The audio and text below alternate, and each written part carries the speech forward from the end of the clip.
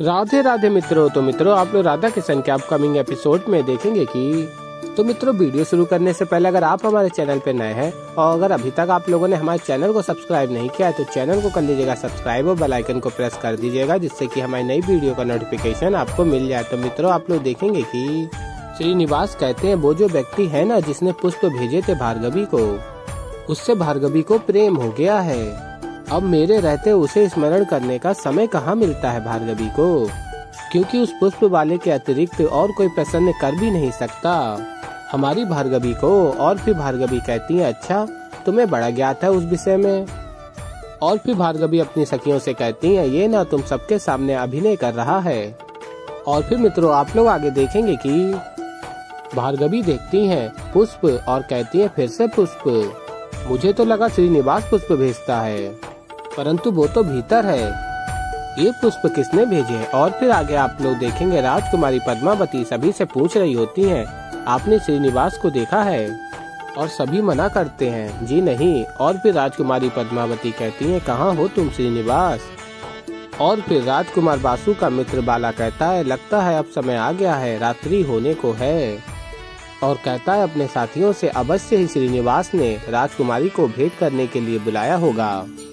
राजकुमारी वही जा रही हैं, मैं राजकुमारी का अनुसरण करता हूँ और तुम श्रीनिवास का अनुसरण करो। और फिर मित्रों आप लोग आगे देखेंगे कि श्रीनिवास कहते हैं हर कार्य समान रूप से भी किया जा सकता है और विधि पूर्वक रूप से भी किया जा सकता है।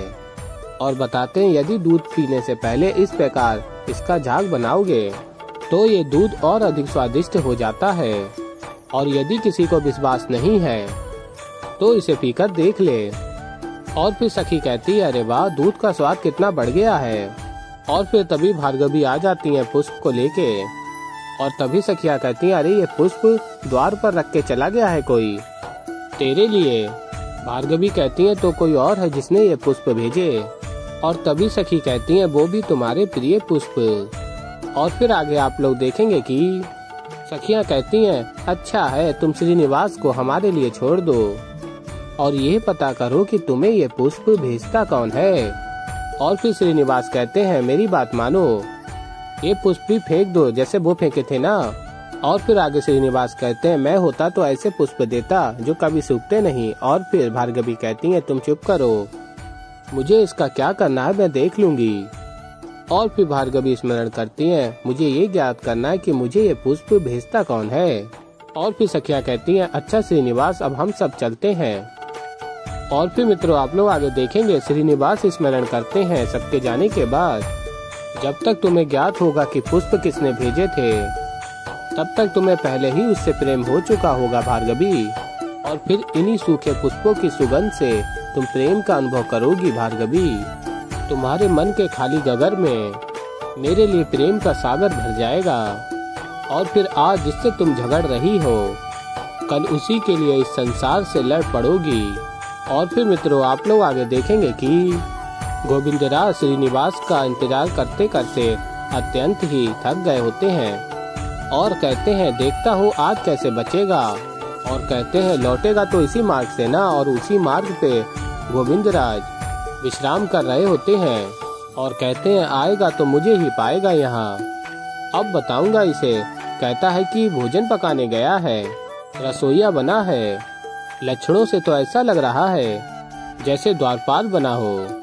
और फिर आगे आप लोग देखेंगे कि श्रीनिवास कहते हैं आज अगर विलम्ब से जाते हुए बड़े भाई ने मुझे पकड़ लिया तो नहीं नहीं नहीं उचित नहीं होगा मेरे लिए। दबे पाँव जाता हूँ ताकि कोई मुझे पहचान ना सके।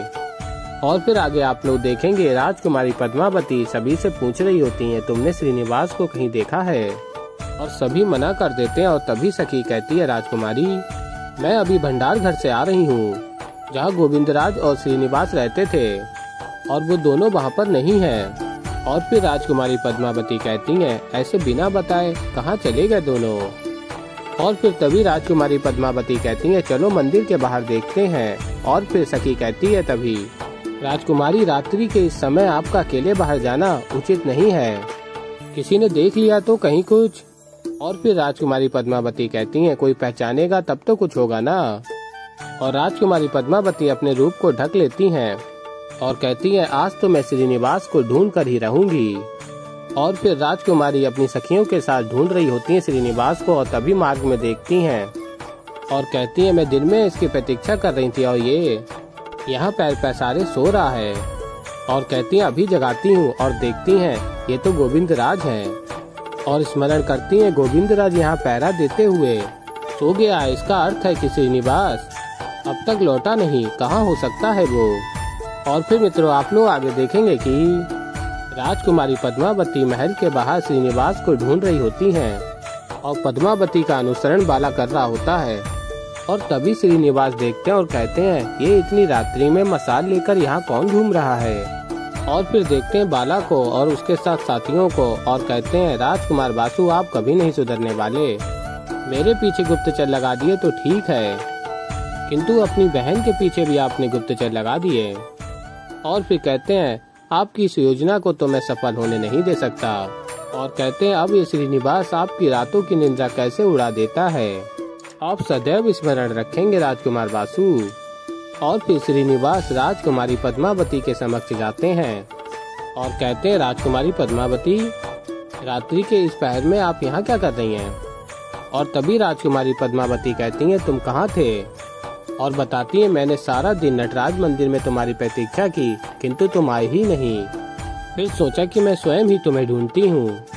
और फिर श्रीनिवास कहते हैं क्षमा कीजिए, आप इतनी बड़ी राजकुमारी हैं, इतनी अच्छी नर्तक हैं, आपको सिखाने से पहले मुझे भी बड़ी प्रेरणा की आवश्यकता होती है, तो दिन भर मैं भी यही सोचता हूँ कि आपको सिखाऊं तो सिखाऊं क्या।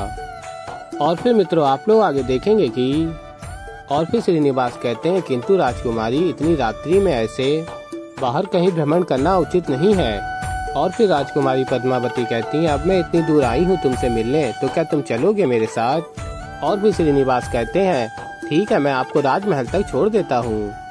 और फिर राजकुमारी पद्मावती श्रीनिवास के साथ जा रही होती हैं। और तभी बाला कहता है ये राजकुमार की सखियाँ कहाँ जा रही हैं, अवश्य ही श्रीनिवास कुछ करने वाला है। और तभी बाला के साथ साथी कहते हैं आपका आदेश हो तो पकड़ लें इसे। और फिर बाला कहता है अभी नहीं, अभी पकड़ने से कुछ सिद्ध नहीं होगा, पहले ये जान लेते हैं श्रीनिवास की मनसा क्या है। और फिर आगे आप लोग देखेंगे श्रीनिवास कहते हैं राजकुमारी से क्षमा कीजिए, आपको आज भी मेरी प्रतीक्षा करनी पड़ी। और फिर आगे कहते हैं श्रीनिवास मैं आपको वचन देता हूँ कल प्रातः मैं स्वयं ही आपको नृत्य सिखाने के लिए आ जाऊंगा।